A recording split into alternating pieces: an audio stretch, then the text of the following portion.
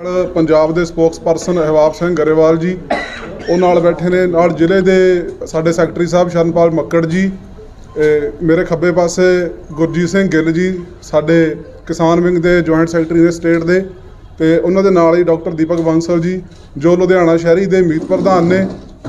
ਸੋ ਜੋ ਅੱਜ ਦੀ press conference ਦਾ ਮੁੱਦਾ ਉਹ ਬਹੁਤ ਹੀ ਇੰਪੋਰਟੈਂਟ ਆ, ਬਹੁਤ ਹੀ ਜ਼ਰੂਰੀ ਆ। ਜੋ ਅਸੀਂ ਅੱਜ ਪ੍ਰੈਸ ਕਾਨਫਰੰਸ ਕਰਨ ਜਾ ਰਹੇ ਹਾਂ ਉਹਦੇ ਵਿੱਚ ਇਹ ਕਲੀਅਰ ਆ ਕਿ ਜਿਹੜੀ ਚੰਨੀ ਸਰਕਾਰ ਅੱਜ वादे कर रही है ਜਾਂ ਪ੍ਰੈਸ ਕਾਨਫਰੰਸਾਂ कर रही है ਜਾਂ कह रही है भी ਅਸੀਂ ਇਮਾਨਦਾਰ ਹਾਂ। ਜਿਹੜੀ ਕਾਂਗਰਸ ਸਰਕਾਰ ਕਹਿ ਰਹੀ ਹੈ ਕਿ ਅਸੀਂ ਇਮਾਨਦਾਰ ਹਾਂ, ਉਹ ਅੱਜ ਜਿਹੜੀ ਸਰਕਾਰ ਆ ਬੁਰੀ ਤਰ੍ਹਾਂ ਅੱਜ ਫੇਲ ਹੋਊਗੀ ਇਸ ਮੁੱਦੇ ਤੇ, ਕਿਉਂਕਿ ਜੋ ਲੁਧਿਆਣੇ ਦੇ ਵਿੱਚ ਜੋ ਕਰਪਸ਼ਨ ਹੋ ਰਹੀ ਆ, ਜੋ ਲੁਧਿਆਣੇ ਦੇ ਵਿੱਚ MLA ਸਾਹਿਬਾਨ ਜੋ ਇੱਥੇ ਦੇ ਮੰਤਰੀ ਨੇ ਉਹ ਕਰਪਸ਼ਨ ਕਰ ਰਹੇ ਨੇ ਤੇ ਸਰਕਾਰੀ ਅਫਸਰਾਂ ਨੂੰ ਡਰਾਇਆ ਧਮਕਾਇਆ ਜਾ ਰਿਹਾ ਤੇ ਉਹਨਾਂ ਦੇ ਤਬਾਦਲੇ ਤੱਕ ਕਰਵਾਏ ਜਾ ਰਹੇ ਆ। क्योंकि पिछले दिनी साढ़े लुधियाने के DC साहब वरिंदर कुमार जी उन्होंने 3-4 जगह ते यह जियां जो इंप्रूवमेंट ट्रस्ट दियां प्रॉपर्टीज़ ने उन्होंने जिहड़े रेट ने वो घट करके रखण ते उन्होंने मना किया जो मंत्री साहबान नूं MLA साहबान नूं कांग्रेस दे नूं। ते अज जो सानूं पता लग्या एक न्यूज़पेपर दे खबर तो सानूं हवाला मिलिया कि उन्हां दी जिहड़ी आ ਉਹਨਾਂ ਦਾ ਤਬਾਦਲਾ ਕੀਤਾ ਜਾ ਰਿਹਾ, ਕਿਉਂਕਿ ਉਹ ਮੰਤਰੀ ਸਾਹਿਬ ਦੇ ਕਹਿਣ ਤੇ ਜਿਹੜੇ ਉਹ ਸਾਈਨ ਨਹੀਂ ਕਰ ਰਹੇ। ਮੰਤਰੀ ਸਾਹਿਬ ਨੂੰ ਜੋ ਪ੍ਰਾਪਰਟੀਆਂ ਚਾਹੀਦੀਆਂ ਨੇ ਸਸਤੇ ਭਾਅ ਦੇ ਵਿੱਚ ਸਰਕਾਰੀ ਪ੍ਰਾਪਰਟੀਆਂ, ਉਹਨਾਂ ਦੇ ਵਿੱਚ ਉਹ ਜਿਹੜੀ ਆ ਉਹਨਾਂ ਦੇ ਨਾਲ ਭਾਗੀਦਾਰ ਨਹੀਂ ਬਣ ਰਹੇ। ਸੋ ਇਹਨਾਂ ਦਾ ਤਬਾਦਲਾ ਕਰਕੇ ਜੋ ਇੱਥੇ ਲੁਧਿਆਣੇ ਦੇ DC ਨੇ ਨਵੇਂ ਉਹ ਇੱਕ PPS ਪ੍ਰਮੋਟੀ ਜਿਹੜੇ ਨੇ ਉਹਨਾਂ ਨੂੰ DC ਲਾਇਆ ਜਾ ਰਿਹਾ, ਜੋ ਅੱਜ ਤੱਕ पूरे हिस्टरी ਦੇ ਵਿੱਚ ਲੁਧਿਆਣੇ ਦੀ ਵਿੱਚ ਅੱਜ ਤੱਕ ਕਦੇ ਵੀ ਕੋਈ ਪ੍ਰਮੋਟੀ ਜਿਹੜਾ ਲੁਧਿਆਣੇ ਦਾ ਉਹ DC ਨਹੀਂ ਬਣਿਆ। ਉਹ ਅੱਜ ਹੁਣ ਅਸੀਂ ਜੋ ਇਸ ਮੁੱਦੇ ਤੇ ਡਿਟੇਲ ਦੇ ਵਿੱਚ ਜਾਣਕਾਰੀ ਮੇਰੇ ਨਾਲ ਬੈਠੇ ਨੇ ਹਵਾਬ ਸਿੰਘ ਗਰੇਵਾਲ ਜੀ ਸਪੋਕਸਪਰਸਨ ਪੰਜਾਬ ਨੇ, ਉਹ ਹੁਣ ਇਸ ਮੁੱਦੇ ਤੇ ਡਿਟੇਲ ਦੇ ਵਿੱਚ ਜਾਣਕਾਰੀ ਉਹ ਦੇਣਗੇ। ਜਿਹੜੀਆਂ ਪ੍ਰਾਪਰਟੀਆਂ ਸੀਗੀਆਂ ਜਿਨ੍ਹਾਂ ਨੂੰ ਇੰਪਰੂਵਮੈਂਟ ਟਰਸਟ ਤੇ MLA ਸਾਹਿਬਾਨ ਤੇ ਮੰਤਰੀ ਜੀ ਵੇਚਣਾ ਚਾਹੁੰਦੇ ਸੀ, ਤੁਸੀਂ ਸਾਰੇ ਵਾਕਫ ਹੋ। ਇੱਕ ਤਾਂ ਜਿਹੜੀ ਉਹ ਮਾਲ ਟਾਊਨ ਐਕਸਟੈਂਸ਼ਨ ਦੇ ਨਾਲ 250-300 ਕਰੋੜ ਦੀ ਜ਼ਮੀਨ ਸੀ ਜਿਹਦੀ 92 ਕਰੋੜ ਮੁਲਾਂਕਣ ਕਰ ਰਹੇ ਸੀ, ਉਹ 'ਤੇ DC ਸਾਹਿਬ ਨੇ ਸਟੈਂਡ ਲਿਆ ਤੇ ਕਿਹਾ ਕਿ ਅਸੀਂ ਨਹੀਂ ਵੇਚਣ ਦੇ ਸਕਦੇ।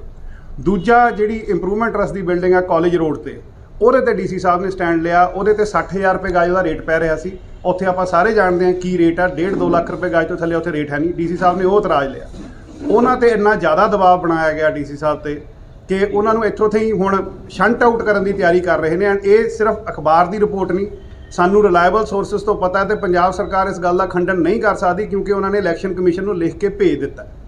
ਭੇਜਣ ਤੋਂ ਬਾਅਦ ਹੁਣ ਉਹਨਾਂ ਦੀ ਥਾਂ ਤੇ ਲਿਆ ਕਿਹਨੂੰ ਜਾ ਰਿਹਾ ਤੁਸੀਂ ਇਹ ਦੇਖੋ। ਸਿੱਧੂ ਸਾਹਿਬ ਕਹਿੰਦੇ ਸੀ 75-25 ਕੈਪ ਬਾਦਲਾਂ ਦੀ ਚੱਲ ਰਹੀ ਹੈ। ਡਾਕਟਰ ਅਮਰਪਾਲ ਸਿੰਘ ਜਿਹੜੇ STC ਨੇ ਪੰਜਾਬ ਦੇ, ਉਹਨਾਂ ਨੂੰ ਇੱਥੇ ਲਿਆਇਆ ਜਾ ਰਿਹਾ।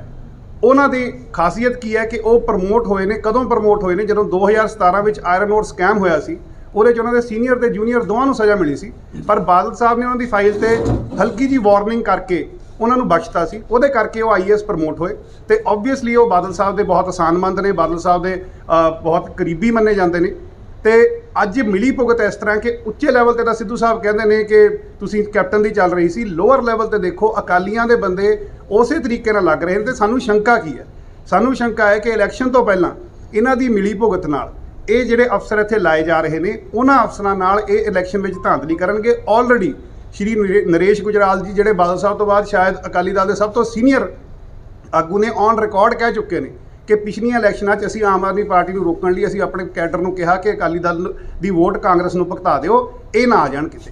ਸੋ ਹੁਣ ਇਹ ਨਾ ਸਿਰਫ ਉਹ ਵੋਟ ਦੇ ਤੌਰ ਤੇ ਬਟ ਐਕਚੁਅਲੀ ਆਪਸ 'ਚ ਧਾਂਦਲੀ ਕਰਕੇ ਇਹ ਲੋਕ ਆਹ ਕਰ ਰਹੇ ਨੇ। ਇਦੋਂ ਇਲਾਵਾ ਇੱਕ ਛੋਟੀ ਜਿਹੀ ਗੱਲ ਹੋਰ ਦੱਸਾਂ, ਅੱਜ ਤੋਂ 3-4 ਮਹੀਨੇ ਪਹਿਲਾਂ ਗਿੱਲ ਹਲਕੇ ਦੇ MLA ਸਾਹਿਬ ਸਰਦਾਰ ਕੁਲਦੀਪ ਸਿੰਘ ਵੈਦ ਦੇ ਕਿਸੇ ਕੰਮ ਦੇ ਖਿਲਾਫ DC ਸਾਹਿਬ ਨੇ ਇੱਕ ਇਨਕੁਆਇਰੀ ਮੰਗ ਕੀਤੀ ਸੀ।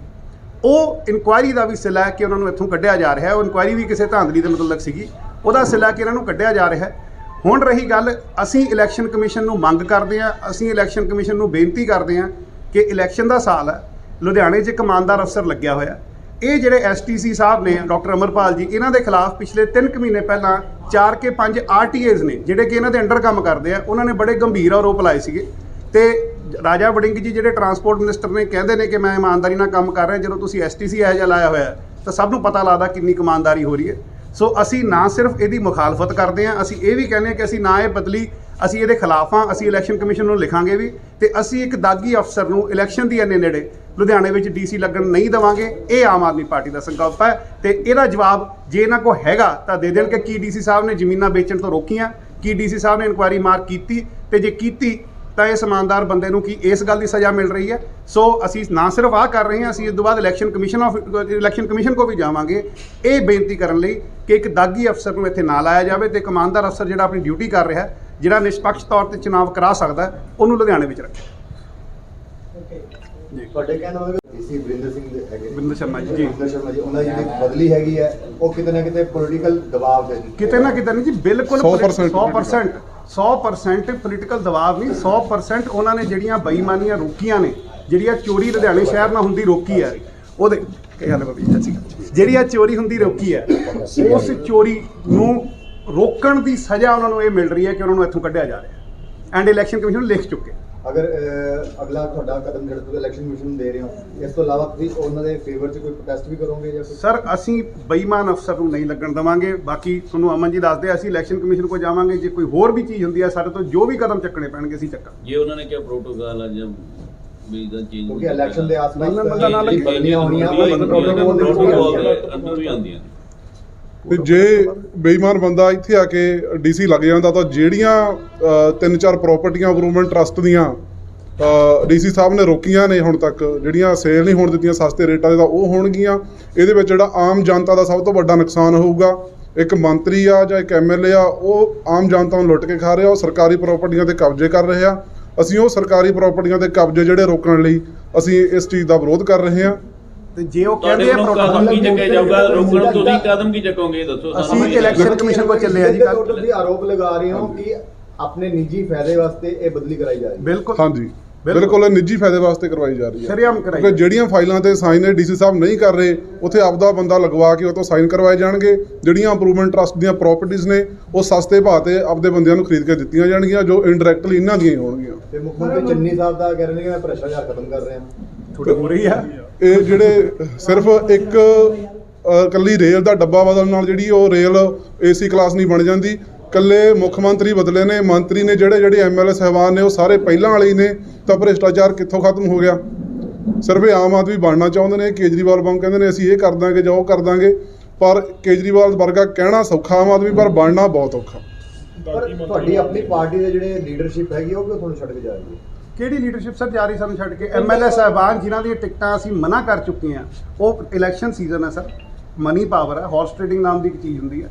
ਜਿਨ੍ਹਾਂ ਨੂੰ ਇਹ ਹੋ ਗਿਆ ਸੀ ਕਿ ਤੁਹਾਡੀਆਂ ਟਿਕਟਾਂ ਰਿਪੀਟ ਨਹੀਂ ਹੋਣੀਆਂ, ਉਹ ਜਾ ਰਹੇ ਨੇ, ਉਹਨਾਂ ਨੂੰ ਜਾਣ 'ਚ ਕੋਈ ਨਹੀਂ ਰੋਕਥਾਮ। ਆਮ ਆਦਮੀ ਪਾਰਟੀ ਸ਼ੁਰੂ ਤੋਂ ਉੱਥੇ ਹੀ ਖੜੀ ਹੈ, ਜਿਹੜੇ ਕੋਰ ਬੰਦੇ ਨੇ ਉੱਥੇ ਹੀ ਖੜੇ ਆ।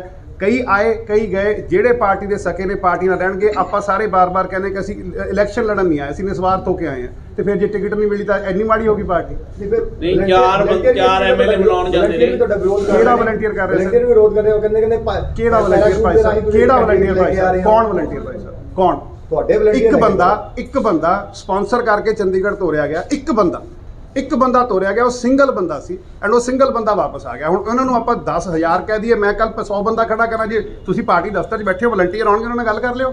ਦੂਜੀ ਗੱਲ, ਜੇ ਸਰਕਾਰ ਕਹਿੰਦੀ ਹੈ ਕਿ ਇਹ ਪ੍ਰੋਟੋਕਾਲ ਹੈ, ਤੇ ਪ੍ਰੋਟੋਕਾਲ ਹੈ ਤਾਂ ਜ਼ਰੂਰ ਪ੍ਰੋਟੋਕਾਲ ਨਿਭਾਓ, ਬਟ ਇੱਕ ਦਾਗੀ ਅਫਸਰ ਨੂੰ ਲੁਧਿਆਣੇ ਨਾ ਲਾਓ, ਜਿਹਦਾ ਕਦੇ ਕੋਈ ਡੀਸੀ ਰਹਿਣ ਦਾ ਐਕਸਪੀਰੀਅੰਸ ਹੀ ਨਹੀਂ ਰਿਹਾ ਪੰਜਾਬ 'ਚ ਕਿਤੇ ਵੀ, ਤੇ ਜਿਹੜਾ ਸ਼ਰੇਆਮ ਆਪਣੀ ਜਿਹੜੀ ਆਈਏਐਸ ਹੈ ਉਹਦੇ ਲਈ ਬਾਦਲ ਸਾਹਿਬ ਦੇ ਅਧੀਨ। ਸੋ ਜੇ ਪ੍ਰੋਟੋਕਾਲ ਹੈ ਠੀਕ ਹੈ, ਪਰ ਇਹ ਜ਼ਰੂਰ ਦੱਸ ਦੇਣ ਕਿ ਕੀ ਉਹ ਡੀਸੀ ਸਾਹਿਬ ਨੇ ਜਿਹੜੇ ਅਸੀਂ ਕੰਮ ਕਹੇ ਆ ਉਹ ਚੀਜ਼ ਇਹਨਾਂ ਦੀਆਂ ਚੋਰੀਆਂ ਰੋਕੀਆਂ ਕਿ ਨਹੀਂ ਰੋਕੀਆਂ। ਆਪਾਂ ਮਤਲਬ ਸਿੱਧਾ ਕਹਿ ਰਹੇ ਵੀ ਫੇਰ ਤੋਂ ਜਿਹੜੀ ਮਿਲੀ ਭੁਗਤ ਹੋ ਗਈ, ਤੁਸੀਂ ਕੀ ਮਤਲਬ ਸੋਚਦੇ ਹੋ ਵੀ ਫੇਰ ਆਮ ਆਦਮੀ ਪਾਰਟੀ ਨੂੰ ਹਰਾਉਣ ਵਾਸਤੇ ਕੀਤਾ ਜਾ ਰਿਹਾ? ਸਰ ਮਿਲੀ ਭੁਗਤ ਦੀ ਹੱਦ ਸੁਣ ਲਓ ਤੁਸੀਂ। ਕੈਪਟਨ 45 ਦਿਨ ਏਜੀ ਲੱਗ ਗਿਆ। ਹਾਂਜੀ। ਏਜੀ ਅਕਿਊਜ਼ ਦਾ ਲਾਇਰ ਹੈ, ਠੀਕ ਹੈ ਜੀ। ਉਹ ਏਜੀ ਸਾਰੀਆਂ ਫਾਈਲਾਂ ਪੜ੍ਹ ਗਿਆ ਜਿਹੜੀਆਂ ਸਰਕਾਰ ਦੀਆਂ ਫਾਈਲਾਂ ਸੀ, ਹੁਣ ਉਹ ਫੇਰ ਅਕਿਊਜ਼ ਨੂੰ ਰੈਪਰੈਜ਼ੈਂਟ ਕਰਨ ਲੱਗ ਗਿਆ। ਇਸ ਤੋਂ ਬਾਅਦ ਮਿਲੀ ਭੁਗਤ ਕੀ ਹੋ ਸਕਦੀ ਹੈ ਜੀ?